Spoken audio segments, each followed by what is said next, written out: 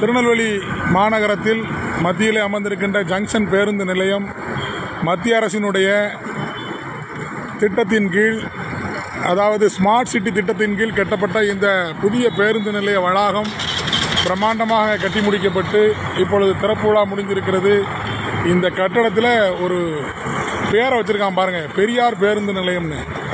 ஈரோட்டில் பிறந்த ராமசாமி நாயக்கருக்கும் திருநெல்வேலி மண்ணுக்கும் என்ன சம்பந்தம்?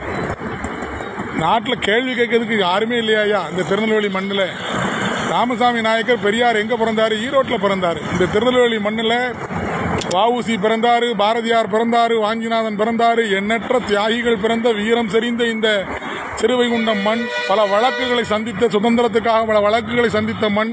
நெல்லையப்பர், காந்திமதி அம்பாள் உரைகின்ற இந்த மண்ணில் கடவுளே இல்லை என்று சொல்லி தமிழை காட்டுமராண்டி மொழி, தமிழன் காட்டுமராண்டி, திருக்குறளை தங்கத்தட்டில் வைத்த மலம் என்று கேவலமாக தமிழனையும் தமிழ் மக்களையும் ஏசிய இந்த ராமசாமி நாயக்கருடைய பேரை இந்த திருநெல்வேலி பேருந்து நிலையத்துக்கு வைத்திருக்கின்றார்கள்.